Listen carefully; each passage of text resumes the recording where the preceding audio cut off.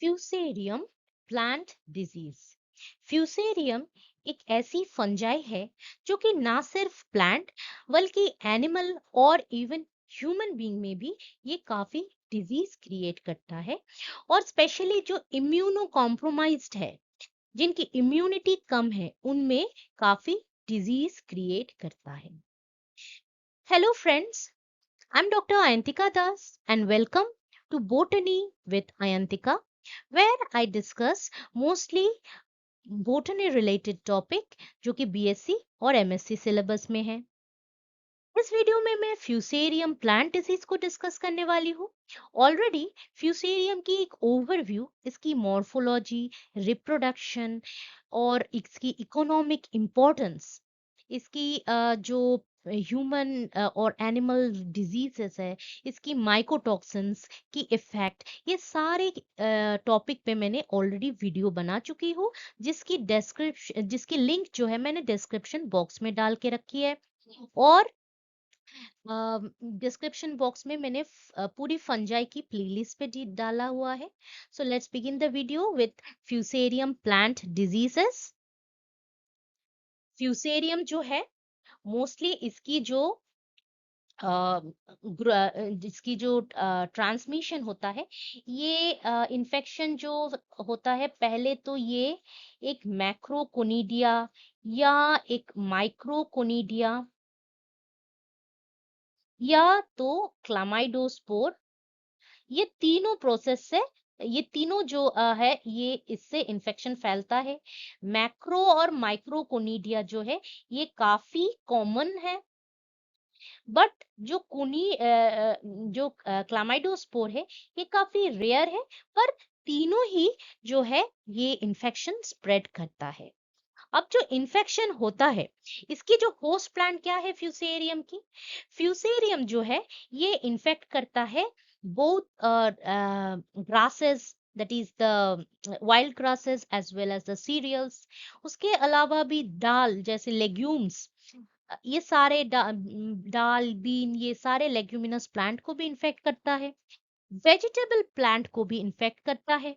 ऊपर से hard trees जैसे मैंगो, एप्पल, स्ट्रॉबेरी, ऐसे हॉर्टिकल्चरल ट्रीज को भी इन्फेक्ट करता है। ऊपर से टिम्बर वाले प्लांट जैसे पाइन, इसको भी, pine, different species of pine are infected. So हम देख रहे हैं जो फ्यूसेरियम है, इसकी होस्ट रेंज काफी ज्यादा है। मतलब from monocot to dicot. Temperate region की क्रॉप्स को भी इन्फेक्ट करता है, ट्रॉपिकल रीजन की क्रॉप्स को भी इन्फेक्ट करता है, और बीच में सब ट्रॉपिकल रीजन की क्रॉप्स को भी इन्फेक्ट करता है।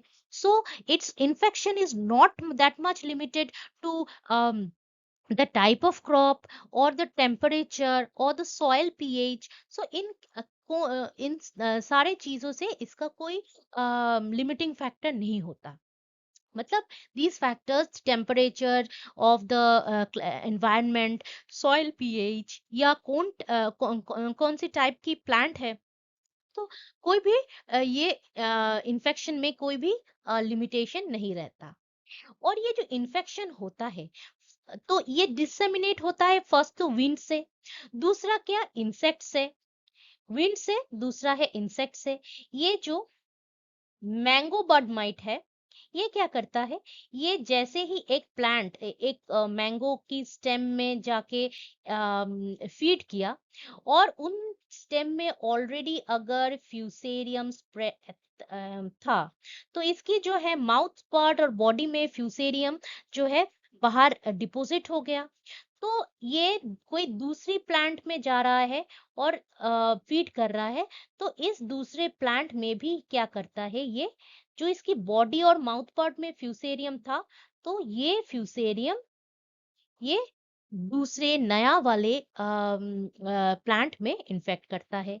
तो एक प्लांट से दूसरे प्लांट में इन्फेक्शन स्प्रेड होता है by the insect that is feeding on these plants also। तीसरा है कि कंटेमिनेटेड टूल। हमने एक इन्फेक्टेड प्लांट में जो भी टूल्स यूज किए, अगर वही टूल्स हम विदाउट वॉशिंग और without sanitising we are using it to treat other plants, तो एक प्लांट से दूसरे प्लांट में टूल्स के हिसाब से भी इन्फेक्शन हो जाता है। मतलब if we are not washing it the tools, then the fusarium mycelium that is that has already attached itself to the tools and contaminated the tool, तो वो एग्रीकल्चरल टूल अगर हम दूसरे प्लांट में यूज करते हैं तो उसमें भी ये फैल जाता है infection. So this is a contaminated tool. Then the third and the most important, fourth and the most important transport कैसे इन्फेक्शन कैसे होता है, जैसे कोई भी कोनिडिया है एट द ग्राउंड लेवल, और जो रेन वाटर ये आया और बैक स्प्लैश हो गया और लीफ वाला पोर्शन में ये कोनिडिया पहुंच गया, या तो वाटर से ये जो स्टेम को भी इन्फेक्ट कर सकता है या रूट में भी। पर जनरली क्या होता है, रूट में इन्फेक्शन फर्स्ट होता है और it then spreads to the above ground portion. और जो है पहले तो इन्फेक्शन जो है पहले तो एपिडर्मिस क्रॉस कर लेता है, फिर जो है कोर्टेक्स भी क्रॉस कर लेता है, फिर जो है ये वाले जो ग्रीन वाले पोर्शन है, मतलब जाइलम और फ्लूएम, जो वास्कुलर टिश्यू है, मतलब कंडक्ट वाटर और मिनरल्स जो है और फूड मटेरियल्स जो है कंडक्ट करता है, वो वाले वास्कुलर पोर्शन में इन्फेक्शन एट स्प्रेड हो जाता है। तो पहले epidermis, then cortex, then the conducting tissues are affected. जैसे ही कंडक्टिंग टिश्यू इफेक्ट हुए तो क्या होता है, धीरे धीरे प्लांट में वाटर और जो न्यूट्रिएंट कंडक्शन बंद हो जाता है, प्लांट में विल्टिंग आ जाती है। पर जब तक ये विल्टिंग नहीं आता तब तक क्या होता है, इन्फेक्शन स्प्रेड होता रहता है और जो है नीचे वाले पोर्शन से माइकोटॉक्सिन माइकोटॉक्सिन नीचे वाले पोर्शन से, मतलब रूट से माइकोटॉक्सिन सिंथेसिस होता है और ये conducting system that is xylem और फ्लूएम से क्या होता है, पूरी बॉडी में जो है माइकोटॉक्सिन स्प्रेड होने लगता है। एक तो इन्फेक्शन जहां पे होती है वहां पे टिश्यू सर गल जाते हैं, मतलब निक्रोसिस हो जाते हैं। ऊपर से माइकोटॉक्सिन जो कि जाइलम और फ्लूएम मतलब कंडक्टिंग टिश्यू से पूरी प्लांट में फैल रहा है, तो once the tissues of the plant is getting exposure to the mycotoxin, तो उनमें भी नेक्रोसिस होने लगते हैं। तो प्लांट नेक्रोसिस होने लगते हैं, एक तो इन्फेक्शन के वजह से, दूसरा एक्सपोजर टू माइकोटॉक्सिन। सो ये एक ओवरव्यू है about how the infection is spread. अब जो है होस्ट कोलोनाइजेशन, ये तो मैं लास्ट वीडियो में ही लास्ट इसमें ही बता चुकी हूँ कि पहले एपिडर्मिस, फिर कोर्टेक्स, फिर जाके जाइलम फ्लूएम में भी इन्फेक्ट होता है। तो जैसे ही इन्फेक्ट होता है, अगर ये वाले पोर्शन में इन्फेक्ट हुए तो अपर वाले पोर्शन में विल्टिंग या प्लांट सूख जाता है। तो क्या होता है, जो ऊपर में अगर टिलरिंग हो भी गया है तो वो जो टिलर है उसमें ग्रेन्स जो है प्रॉपरली डेवलप नहीं कर पाएगा।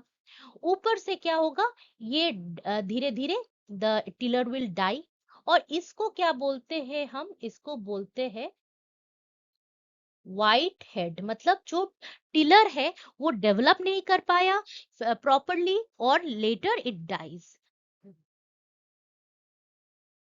तो इधर, हाँ इधर यही बोला गया कि अगर इन्फेक्शन बहुत ही अर्ली स्टेजेस में हो रहा है, जैसे पॉलिनेशन हो गया और तुरंत इन्फेक्शन स्प्रेड हुआ, तो ऐसे में अर्ली स्टेज ऑफ फ्लावरिंग में वो जो जो इन्फ्लोरेसेंस या फ्लावर में इन्फेक्शन फैल रहा है अर्ली स्टेज में, तो वो फ्लावर ये सीड प्रोड्यूस ही नहीं कर पाता। लेकिन अगर इंटरमीडिएट स्टेज में, मतलब मिड स्टेज, जहाँ पे कर्नल डेवलपमेंट थोड़ा थोड़ा होने लगा है, तो उस स्टेज में जाके क्या होता है, infection spreads to the kernel और जो कर्नल डेवलपमेंट वो रुक जाती है। तो जो भी सीड है जो भी सीड है उसकी कर्नल जो है ये थोड़ा ही डेवलप कर पाता और डिस्टॉर्टेड हो जाता, मतलब इसकी जो डिसफिगर्ड हो जाता। और इस वजह से जो सीड है, इन्फेक्टेड सीड है, वो काफी लाइट होता है और दिखने में भी थोड़ा अलग दिखता है। और ऐसे सीड अगर हम सो भी करते हैं तो प्लांट जो है डेवलप करने से पहले ही इसकी डैम्पिंग ऑफ हो जाती है, मतलब पूरी प्लांट ग्रो भी नहीं कर पाती, इसकी डैम्पिंग ऑफ द सीडलिंग हो जाती है। और अगर लेट स्टेज ऑफ फ्लावरिंग, तब क्या होता है, तब ऑलरेडी कोई भी अगर सीड है, जैसे फॉर एग्जांपल वीट का हम लेते हैं, तो वीट के सबसे ऊपर तो रहती है एक हार्ड ग्लूम, उसके अंदर रहती है पेलिया, सॉरी लेमना, और उसके एकदम अंदर रहती है पेलिया। तो ये जो ग्लूम है ये इतनी हार्ड होती है, इसको पेनिट्रेट नहीं कर पाते हैं। तो फंगस क्या है, इसके ऊपर ऊपर ही ग्रो करता है, और जैसे ही ये वाले सीड को हमने प्लांट किया नेक्स्ट सीजन में, तो जाके ये नेक्स्ट क्रॉप प्लांट को इन्फेक्ट करता है, उस वाले सीड को इन्फेक्ट नहीं कर पाता। क्यों? क्योंकि जो ऊपर वाले ग्लूम है, ये वाली है, इसको क्रॉस नहीं कर पाता, इसीलिए ये बाहर ही रह जाता है। तो the seed that is infected at the later stage, उसमें inside the kernel there is no growth fungus, but fungus grows on the surface of the outer outer coatings of the seed, जिसको gloom बोलते हैं हम, तो उसके ऊपर grow कर जाता है। तो वैसे वाले सीड जो है, जिसके सिर्फ ऊपर में ही फंगल ग्रोथ है, ये तो नॉर्मल सीड जैसा ही दिखेगा, नॉर्मल सीड जैसा ही वेट होगा उसका, पर जो है ये अगर हम बहुत अच्छे से देखें तो इसकी जो ऊपर है एक हल्का ब्लूइश या डिस्कलराइजेशन दिखने को मिलेगा। और ऐसे सीड में अगर हम देखेंगे इसके अंदर वाले कर्नल तो फुल्ली ग्रोन है, नो फंगल इन्फेक्शन, बट अगर प्रॉपर ट्रीटमेंट करने के बाद ही, मतलब अगर इस वाले सीड को अगर फंजीसाइड में अगर ट्रीटमेंट करके फिर डालेंगे, तो ये इसकी जो ऊपर कोट में जो फंजाई ग्रो कर रहा था, तो वो खत्म हो जाएगा और प्लांट ग्रो कर पाएगा। लेकिन अगर ऐसा नहीं होता है तो नेक्स्ट जनरेशन ऑफ क्रॉप भी इन्फेक्ट हो जाता है। और how can we check it कि कोई भी प्लांट इन्फेक्टेड है कि नहीं? By floating it on water. जो भी इन्फेक्टेड जिसकी सीड के अंदर इन्फेक्शन हो गई है, तो दो सीड्स विल फ्लोट, वो लाइट वेट होंगे तो फ्लोट करने लगेंगे। तो ऐसे हम पता चल जाएगा कि कौन सा सीड इन्फेक्टेड है अंदर तक या नहीं। पर अगर ऊपर में जो ऊपर वाले पोर्शन में सीड इन्फेक्टेड है, तो उसको तो हम कलरेशन डिस्कलरेशन के मतलब अगर डिस्कलरेशन हो रहा है तो पता चलेगा कि सीड कोट के ऊपर फंगल ग्रोथ हो गई है। अब जो होस्ट में क्या क्या सिम्टम्स ये क्रिएट करता है, तो मैंने ये लास्ट स्लाइड में ही समझाया था कि जो अम, जो इसकी जो इन्फ्लोरेसेंस है, उसमें क्या होता है कि अगर लेट स्टेज में है तो थोड़ा बहुत डिस्कलरेशन हो जाता है। अर्ली स्टेजेस में तो क्या है, फ्लावर इन्फ्लोरेसेंस जो है डेवलप ही नहीं करेगा, मिडिल स्टेज में जाके कर्नल में इन्फेक्शन कर देगा, और कर्नल वाला जो पोर्शन है ऑफ एनी कार्योप्सिस, तो कर्नल वाला इन पोर्शन प्रॉपरली डेवलप नहीं करेगा, सीड प्रॉपरली डेवलप नहीं करेगा। पर अगर लेट स्टेज में है तो अपर आउटर जो पोर्शन है उसमें डिस्कलरेशन कर देगा। और जो है ये तो हेड वाले पोर्शन में ऐसे डिस्कलरेशन कर देता है, ऐसे डिस्कलरेशन कर देता है, ये नॉर्मल है, ये इन्फेक्टेड है, तो ऐसे डिस्कलरेशन कर देता है हेड वाला पोर्शन में। लेकिन दूसरे दूसरे पार्ट्स में जैसे स्टेम, रूट, इनमें भी आप सिम्टम्स देख पाओगे। वो उसमें क्या क्या सिम्टम्स होता है मैं नेक्स्ट स्लाइड में समझाऊंगी। पर अब देखते हैं कि हेड वाले पोर्शन में क्या है। तो ये जो है ये Fusarium head blight of wheat है।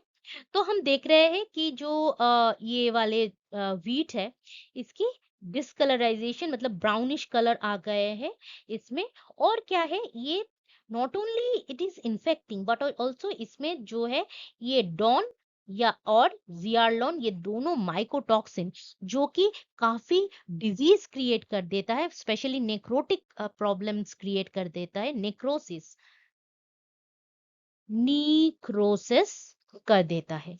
तो फ्यूसेरियम जो हेड ब्लाइट है उसमें ऐसा कुछ सिम्टम्स देखने को मिलेगा। और दो टॉक्सिन्स भी सीक्रेट होते हैं जो हम अगर खा लेते हैं ऐसे कंटेमिनेटेड प्लांट से तैयार किया गया आटा से जो भी रोटी हम खाते हैं तो we will also fall sick because इसमें ये दो टॉक्सिन्स तैयार होते हैं।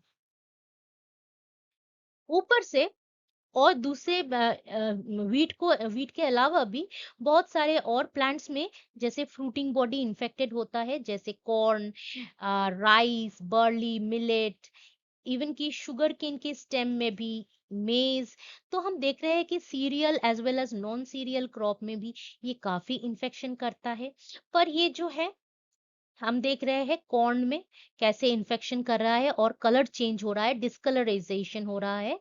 और जैसे राइस में भी ऐसा डिस्कलरेशन हो रहा है। पर राइस में ये जो ग्रेन है उसमें एक तो हो रहा है डिस्कलरेशन, ऊपर से it is very light weight क्योंकि कर्नल जो है प्रॉपरली डेवलप ही नहीं कर पाया। और डिसफिगर फिगरेशन वो जो है थोड़ा डिफॉर्म्ड तैयार होता है इसकी जो ग्रेन। अब देखते हैं rest of the parts of the plant how it is affected. अब देखते हैं दूसरे वाले मतलब हेड या टिलर के अलावा भी दूसरे जो पार्ट्स ऑफ द प्लांट है उसमें कैसे इफेक्ट हो रहा है। तो ये है हमको पता है कि जो डाइकॉट प्लांट है उसकी ऐसी एक रिंग वाली जाइलम फ्लूएम की वस्कुलर टिश्यू रहती है। और जो मोनोकॉट है उनमें काफी डिफ्यूज्ड vascular bundle रहते हैं। This is monocot. So this is a dicot stem जहाँ पे ये जो ब्राउनिश कलर दिख रहा है ये है xylem and phloem is infected by this fusarium। और इधर जो दिख रहा है ये वाली है मोनोकॉट जैसे शुगर केन में, सॉरी राइस में। तो इधर हम देख रहे हैं कि ये जो वास्कुलर बंडल को छोड़ के दूसरे जितने भी सॉफ्ट टिश्यूज है in the cortical region they are disintegrated, उसकी निक्रोसिस ऑलरेडी हो गई है। तो एक तो जाइलम और फ्लूएम में क्या हो रहा है ये इन्फेक्शन स्प्रेड करके जो है हमको पता है कि जाइलम क्या है वाटर और फ्लूएम क्या है न्यूट्रिएंट ट्रांसपोर्ट करता है। तो जैसे ही वास्कुलर बंडल इन्फेक्टेड हुए तो वाटर ट्रांसपोर्ट और न्यूट्रिएंट ट्रांसपोर्ट बंद हो जा रहा है। तो क्या होगा प्लांट की जो अपर पोर्शन वाले प्लांट में विल्टिंग आ जाती है, मतलब प्लांट सूख जाता है। और तो और कुछ कुछ प्लांट में सूखने से अलावा भी लोकल जिस टिश्यूज में ये सब इन्फेक्शन हो रहा है उसमें नेक्रोसिस भी आ जाती है। तो नेक्रोसिस और विल्टिंग जो है ये काफी common feature of Fusarium disease. और जो नेक्रोटिक रीजन है उनमें अगर हम बहुत क्लियरली देखें बहुत ध्यान से देखें तो उसमें ऐसे ब्लूइश मास ग्रेइश मास में जो है स्पोर्स मैक्रोकोनिडिया देखा जा सकता है। तो ये हुआ। और उसके अलावा भी तो ये जो है प्लांट एक तो प्लांट में विल्टिंग आ गई है। फिर नेक्रोसिस नेक्रोसिस भी आ गई है। प्लांट सूख रहा है, प्लांट की टिश्यू डेथ हो रही है, ऊपर से क्या हो रहा है, क्योंकि वाटर और न्यूट्रिएंट नहीं मिल रहा है, तो plant become stunted in growth. और जो ऊपर वाला पोर्शन है, टिलर, टिलर मतलब इन्फ्लोरेसेंस फूड ग्रेन वाला, वो टिलर क्या हो रहा है, tiller is dying, that is the white head. लेकिन कुछ कुछ प्लांट में, जैसे राइस में, क्या होता है, इन सब से अलग एक सिम्टम दिखा जाता है। जो प्लांट्स, जो फ्यूसेरियम है, वो इन्फेक्ट करके एक जिबरेलिन, जिबरेलिन जो कि एक प्लांट हार्मोन है, या ये वाला, जो कि एक्सेस इंटरनोड की ग्रोथ करा देता है। तो ऐसे जिबरेलिन जो प्लांट हार्मोन, ये एक्सेस में प्रोडक्शन हो जाता है।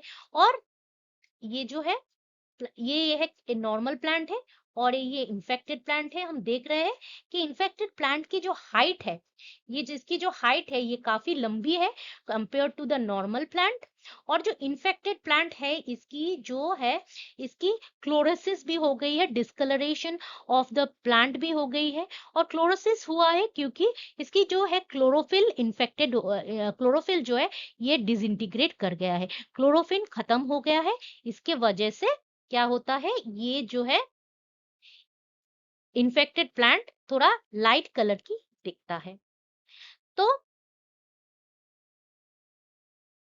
तो हम देख रहे हैं कि अपार्ट फ्रॉम स्टंटिंग, इसकी अलग भी मतलब एक्सेस ग्रोथ भी देखा जाता है।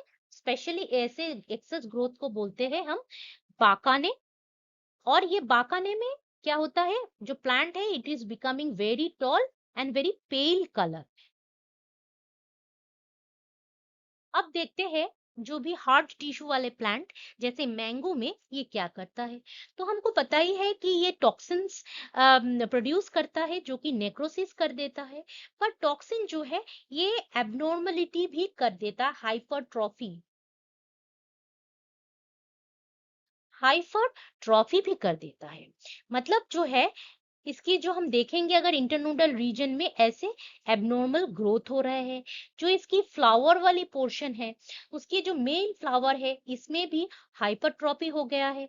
तो ऐसे अगर एक इन्फ्लोरेसेंस में सारे जो मेल फ्लावर है, वो सारे अगर हाइपरट्रॉफी हो रहे हैं, तो फीमेल फ्लावर की जो फर्टिलाइजेशन होने की चांस कम हो जाती है, और फ्रूट सेट जो है, वो काफी रिड्यूस हो जाता है। तो इल्ड काफी रिड्यूस हो जाता है। तो हम देख रहे हैं कि इसमें इल्ड लॉस भी हो रहा है in the agri in the horticultural crops. और एग्रीकल्चरल क्रॉप्स जैसे वीट, राइस, मेज में तो टिलर में ही ये इन्फेक्शन करके उसमें व्हाइट हेड्स क्रिएट कर देता है, या reduction in yield also in the monocot plants also. अब देखते हैं सोयाबीन में क्या होता है। तो हमको पता है कि लीफ में ऐसे वेन्स है। तो क्या होता है, फ्यूसेरियम जो है, ये इंटरवेनल रीजन में ग्रो करके इसकी जो है क्लोरोसिस कर देता है। क्लोरोसिस, क्लोरोसिस मतलब जो क्लोरोप्लास्ट है, तो क्लोरोप्लास्ट है, उसको डिसइंटीग्रेट कर देता है। तो क्या होता है, जो ग्रीन कलर्ड क्लोरोफिल जो है, ये कहाँ पे रहती है, क्लोरोप्लास्ट में रहती है। और क्लोरोप्लास्ट अगर डैमेज हो गया, तो क्लोरोफिल भी डैमेज। तो जो है, हम ये वाले जो पोर्शन हम देख रहे हैं कि वेइन के बीचों बीच, ये जो डार्क कलर की है, ये वाली, ये है वेन। तो वेन के बीच बीच वाले पोर्शन, जो ये वाले जो पोर्शन है, ये वाले जो पोर्शन है, ये हमको दिख रहे हैं थोड़ा लाइट कलर की है। इधर भी दिख रहे हैं लाइट कलर की है। तो इंटरवेनल क्लोरोसिस कर देता है। और धीरे धीरे ये वाले पोर्शन जो है, ऐसे सूख जाते हैं, पकर हो जाते हैं। और लीफ जो है, अल्टीमेटली इट एब्सिसेस, मतलब लीफ जो है, लीफ फॉल हो जाती है, लीफ लॉस हो जाती है। तो क्या हो रहा है, प्लांट की जो लीफ है, वो फोटोसिंथेसाइज कर रही है। तो वो फोटोसिंथेसिस बंद हो जाएगी। तो ultimately plant will be left with no means of producing food. तो एक तो जाइलम और फ्लूएम में वाटर और न्यूट्रिएंट ट्रांसपोर्ट बंद हो गया है।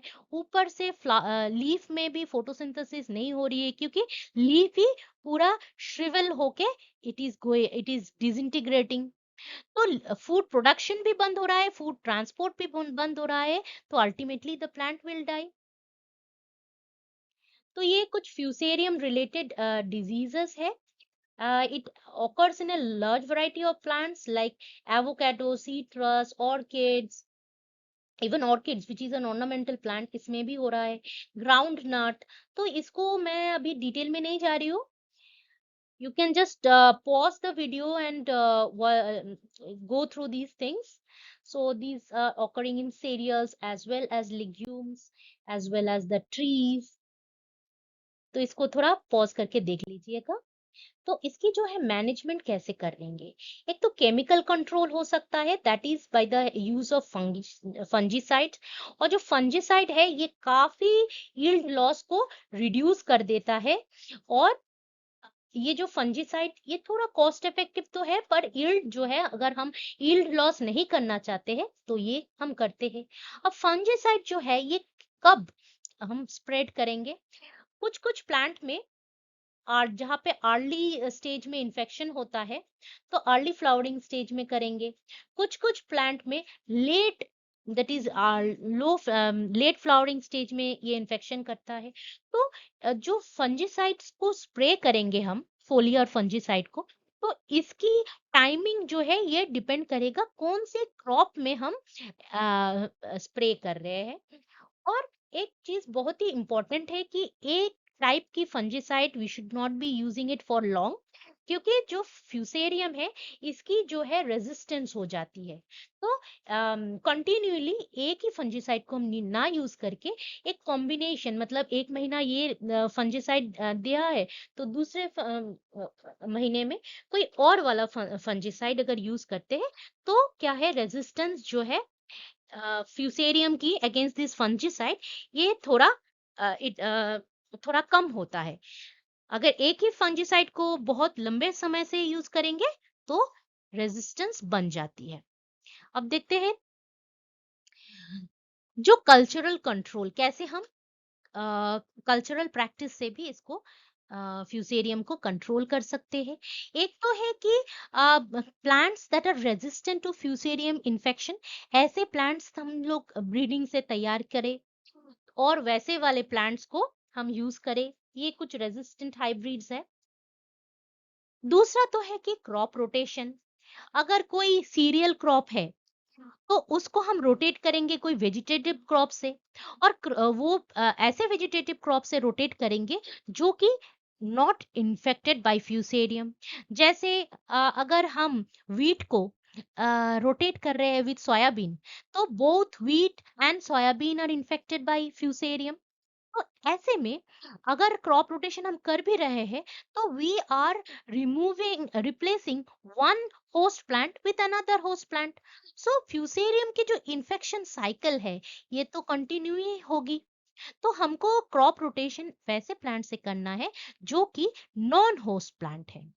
और जो क्रॉप रोटेशन साइकिल है ये जनरली 1 ईयर 2 ईयर नहीं करके थोड़ा लंबे समय के लिए करना चाहिए टू चेक द इन्फेक्शन.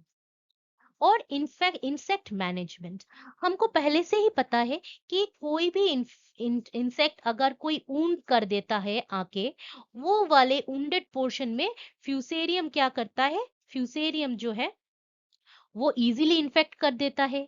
या कोई भी पोर्शन, कोई भी इंसेक्ट आता है, कोई भी इंसेक्ट आ रहा है and it is feeding on a stem, say for example stem of a mango plant. तो ये जो फ्यूसेरियम, ये जो इंसेक्ट है ये पहले कोई इन्फेक्टेड मैंगो प्लांट से, फ्यूसेरियम इन्फेक्टेड मैंगो प्लांट से आके अगर फीड करके आया है तो ये नए वाले प्लांट में क्या करेगा, ये इन्फेक्शन स्प्रेड कर देगा. तो इंसेक्ट जो है अपने बॉडी में फ्यूसेरियम से ट्रांसमिट करता है, या कोई वूंड कर देता है प्लांट में, जिससे कि फ्यूसेरियम इजीली अंदर जा सके। तो ये दोनों प्रोसेस से जो है इंसेक्ट इन्फेक्शन स्प्रेड करता है। तो इसीलिए हमको थोड़ा इंसेक्ट पे भी कंट्रोल करना चाहिए बाय इंसेक्टिसाइड्स। और क्या है दूसरा, है जो ये नेमाटोड। कुछ कुछ नेमाटोड है, they have symbiotic relation with Fusarium. और नेमाटोड क्या है, ये सॉइल में ही रहता है। तो कोई भी अगर रूट इन्फेक्टेड विद नेमाटोड, और ये रूट में सिस्ट तैयार कर देता है, तो हम देखते हैं उस सिस्ट में जाके फ्यूसेरियम जो है बहुत इजीली मिल जाता है, because it is having a symbiotic relation.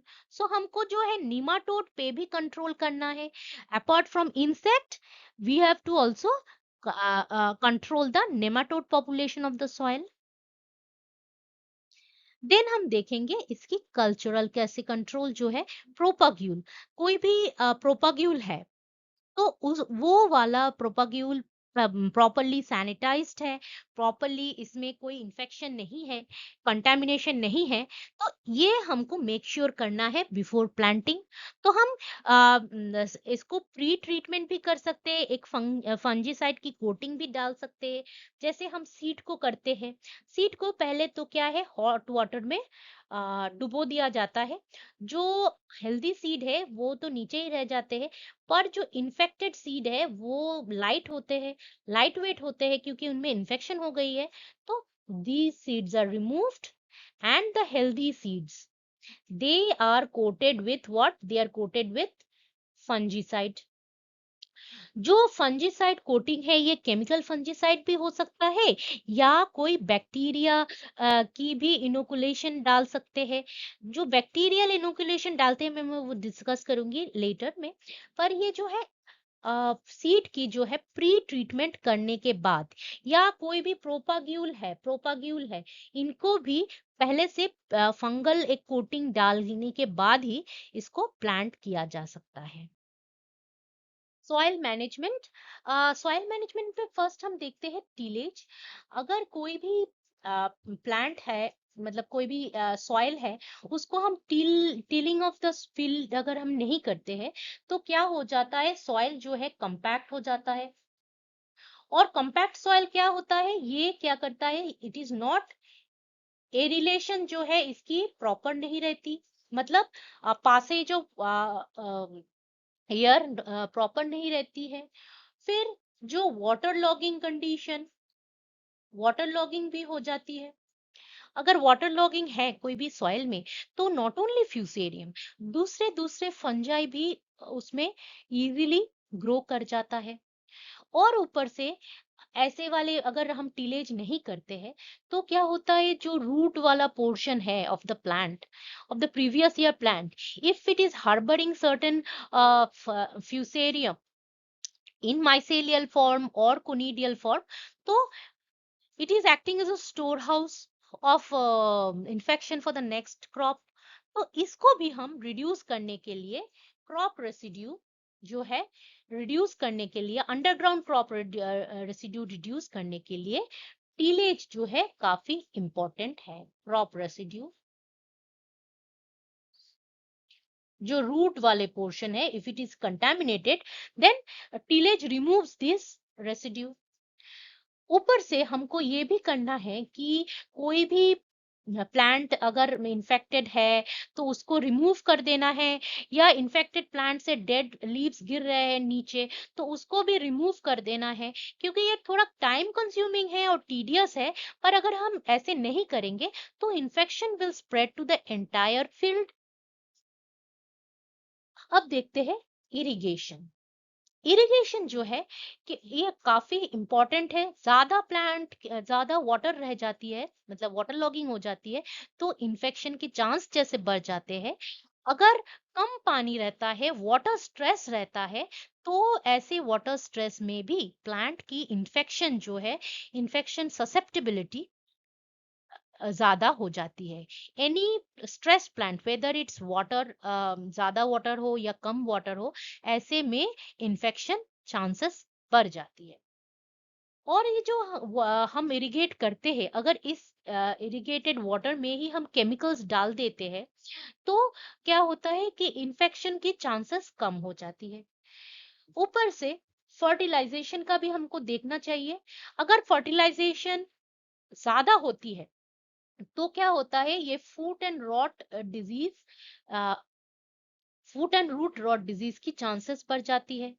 पर अगर nitrogen level of soil is very low, then क्या होता है, न्यूट्रिशनल जो है प्लांट में न्यूट्रिशन जो है, इसमें थोड़ा स्ट्रेस आ जाता है, क्योंकि nitrogen we know it's a macronutrient. तो बहुत कम नाइट्रोजन अगर है सॉइल में, तो भी एक स्ट्रेस क्रिएट हो जाता है। और ज्यादा नाइट्रोजन होता है तब भी जाके एक प्री डिस्पोजिशन टू डिजीज भी हो जाता है। तो नाइट्रोजन लेवल जो है, ये ना ज्यादा कम ना ज्यादा हो, मतलब ना कम हो ना ज्यादा हो, ऐसा देखना चाहिए। एक ऑप्टिमम लेवल जो कि प्लांट टू प्लांट वेरी करता है, वैसा रखना चाहिए। Same case with the soil pH. क्योंकि फ्यूसेरियम जो है ये एल्कलाइन सॉइल में स्टे कर जाता है, तो most of the time we think that by reducing the soil pH we can check the control of this fusarium. But कुछ कुछ प्लांट्स ऐसे होते हैं जो कि एसिडिक सॉइल में ग्रो नहीं कर पाता। तो we have to take care कि सॉइल पीएच अगर हम कंट्रोल कर रहे हैं by using the lime, sulphur, gypsum, तो हमको एक ऐसा देखना चाहिए कि कौन सा प्लांट हम ग्रो कर रहे हैं, उसकी पीएच टॉलरेंस क्या है। तो उस हिसाब से हमको जो सॉइल की पीएच है कंट्रोल करना चाहिए। क्योंकि फ्यूसेरियम तो खत्म हो जाएगा, लेकिन प्लांट्स भी अगर वो पीएच में ग्रो नहीं कर पाता है, तो it is of no use.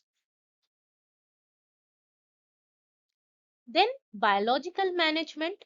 कोई भी सीड है या कोई भी प्रोपाग्यूल है, इसके ऊपर अगर हम एक बैक्टीरियल एक स्प्रे या कोई भी माइक्रोबियल स्प्रे ऐसे कर देते हैं जो कि इन्फेक्शन को रिड्यूस करता है, तो वो भी बहुत ही इफेक्टिव रहता है। अब ये जो बैक्टीरिया है या कोई भी माइक्रोब है, ये इन्फेक्शन को रिड्यूस कैसे करता है? They produces secondary metabolites such as toxins और या antibiotics that can check the growth of Fusarium. So ये बायोलॉजिकल कंट्रोल में हम कोई भी माइक्रोब या कोई भी एनिमल या प्लांट रिलेटेड प्रोडक्ट्स को यूज करके फ्यूसेरियम की जो ग्रोथ है, इसको हम कंट्रोल कर रहे हैं। That is biological control. अब पोस्ट हार्वेस्ट अगर डिजीज होता है, स्पेशली फ्यूसेरियम की जिबरेलिस ये स्पीशी, ये पोस्ट हार्वेस्ट डिजीज भी क्रिएट कर देता है। तो हमको जब ये स्टोर करना है, तब भी बहुत ही इम्पोर्टेंट है कि हमको फ्यूसेरियम या कोई भी फंगल डिजीज ना हो। इसीलिए जो कंडीशन है, स्टोरेज कंडीशन, इसको वेल एरिलेटेड रखना चाहिए, एक प्रॉपर टेम्परेचर मेंटेन करना चाहिए, ह्यूमिडिटी बहुत ही कम कर देना चाहिए, लेस देन 10%। तो ऐसा। So that was all about the crop diseases. If you like this video, do share it with your friends and subscribe to my channel and hit the like button. और कुछ अगर doubt रह गई है या you want me to make any new video on any topic, do write it in the comment section. I make videos on botany related topic only. And thanks for watching this video.